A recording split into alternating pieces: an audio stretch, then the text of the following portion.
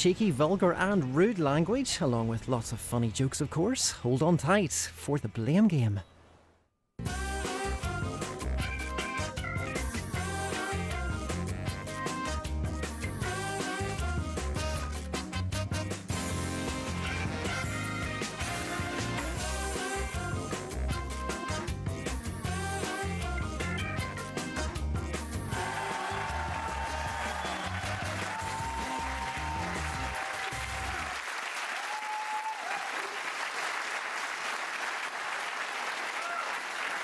Hello and welcome to the Blame Game, the show that's got more laughs than a Belfast bakery has rats. Now, as usual, we are infested with the finest comedians money can buy. Please welcome Colin Murphy, Kane, and welcome back, Neil Delamere.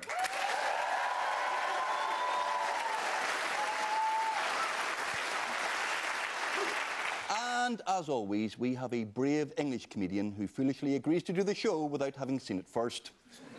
But please don't worry about tonight's guest. He's a star of panel shows. In fact, he's been on TV more often than Michael Stone. It is Mr. Phil Jupitus.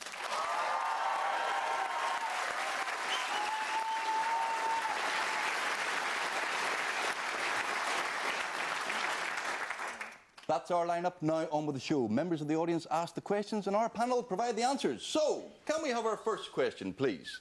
Tom from Belfast. Who do you blame for bad science? Thank you, Tom from Belfast. Yes, the device that was going to tell us how the world started has broken down. The £4.4 billion machine is called the Hadron Collider, apparently because they couldn't get a grant when they called it the end of the world black hole machine. But who can we blame for bad science? This is this particle accelerator, right? Switzerland.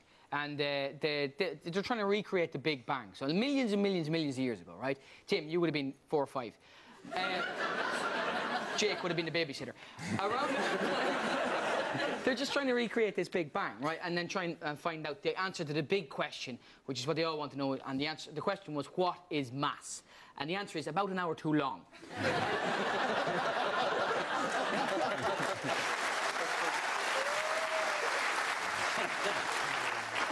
The people of Larne are up in arms against this because this thing was going to create millions of other little black holes. And thereby removing their unique selling point, right? That's what they think. What happened was the bit that transferred the current between the two magnets broke. Because as we all know, on a particle accelerator, the first thing to go is the electrics. Everybody knows that. It's like a Corolla or something, or the clutch. That's the big thing. But I have a theory. I was sabotaged. This is my theory. I don't know if I've explained this to you, right? Because if you're a creationist, well, then you don't want the Big Bang to be recreated, because then you might find out that creationism is rubbish. So I think it was evangelical people. I think it was Christians. I think it was 2 lads from Ballymena just sneaked in or undercover in French Switzerland going, "Ooh, la Big Bangy thing." Mervyn, put down the Toblerone. I like Toblerones. Shut up. Put down the Cooker Club. Look at his wee face. Shut up. We have to decommission the particle accelerator. But we can't even decommission weapons. Shut up. Come on. So, that's why I think the whole thing happened. I'm not sure. This thing is broken down and it costs 44 billion. Have they got a warranty? And if they do they have to ring a call centre? Or go, press 1 if your particle accelerator is broken. Hello, I will be able to fix it on Tuesday. Did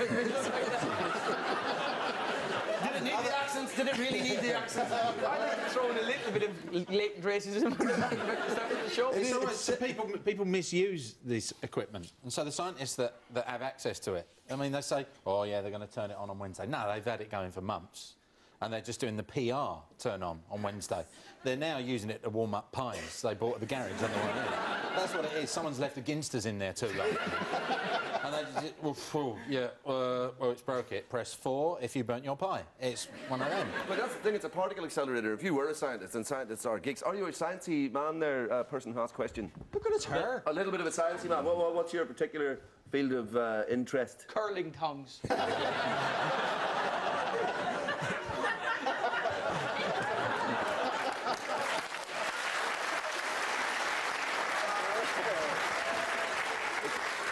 No, he looks spectacular. I think he's used the Hadron Supercurve. 9,000. What is your particular field of interest? Huh? What is your field of interest in Black science? holes, interestingly enough. A black hole's interest you. So it's because it is sciencey people do. If they've got something that's a particle accelerator, and I've seen the footage of this. The majority of these guys are nerdy men, right? That have built this thing. The majority of them are. They're just real geeky shorts and big T-shirt type of guys. They're all from the States, and they go woo. If you show a man a thing that's a particle accelerator, it accelerates a particle. Let's see what else it'll accelerate. And that is that thing. They'll put a sausage roll in it to see how fast that goes around. I'm sure there's at least 3 hamsters died somewhere. And then one guy getting excited going, I know a jockey, I know a jockey! Have you ever seen a black hole make a bottom noise? There's experiments. I sound very retrograde here, but there's experiments. Do you know there's an aware one? There's this thing about aware. You know this after-death experience where people say they've died and then they come back, float up into the sky and they look down and all the rest. Well, now, they're going to 25 hospitals in the UK.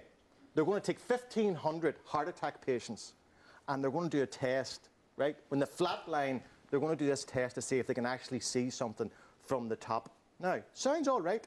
What if you get a doctor who actually wants that to work? What if you're a heart attack patient and they go, he's flatlined, and the guy goes, defibrillator, boom, starts you again, and goes, did you see anything? No, no. Adrenaline, no, let him go a minute. Defibrillator, boom, did you see anything? Yeah, what do you want me to say? What do you want me to say? Well, it is, you suppose, this near-death thing, whenever you die and then you go towards a tunnel of light, and everybody says they go towards this tunnel of white light, and it's a beautiful thing. Nobody seems to go near flames and screaming and, Daniel O'Donnell. No one goes anywhere near that. Yeah, no, they say that it's a tunnel with a bright light at the end, and my thing was always, I wonder, how do tube train drivers know when they've died? Because,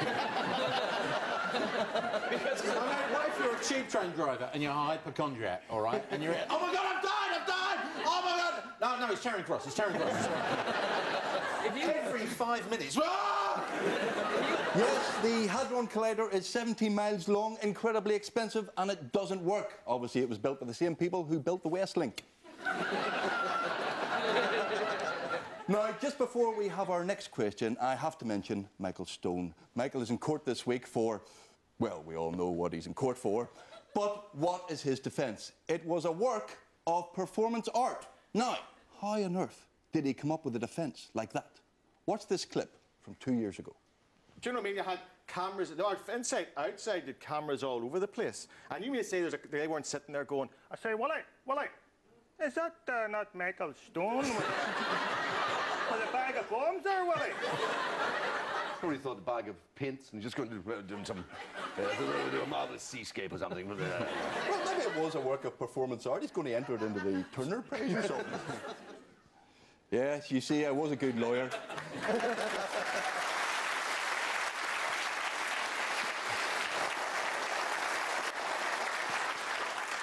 Can we have our next question, please? Neil from Ohuckle, who do you blame for the Ryder Cup? Neil from Ohuckle. Yes, apparently Europe's Ryder Cup hopes were undermined when someone leaked Nick Faldo's pairings for the 4 balls. And that means about as much to me as a Gaelic football scoreline means to Gregory Campbell. But who can we blame for the Ryder Cup? If I want to swing a stick about in the countryside, I will walk my dog. If I want tea in the countryside, I will have a picnic. And if I want balls hit, I will go dogging. I was trying to listen to the West Ham Newcastle game on 5 Live, and John Inverdale said we will be bringing you all the action from all the sport this afternoon, all on one bloody network. So I'm listening to the football, and they're like, Delamere on the outside of the area, he's got the ball, and we go across now to Valhalla. And then there's this. Then for some reason, all the golf commentators talk like this, at this pace, and there he is on the green, about to putt. Now. Ooh. And now back to Upton Park. And what a goal that was! I was ready to stab and maim by the end of the coverage. It's a horrible sport. But the whole... I don't like golf either, but I heard some of the commentary on the radio as well, and it was, like you said, it's a real middle-class thing, and maybe in England or whatever it is, but in the States it obviously isn't, because these guys were like, USA! No! It was just... What the... It's that, you know, there's just lots of guys hitting a ball. Well, that was a terribly good shot there, Jeff. And they're going, yeah, in your face, dude. And you get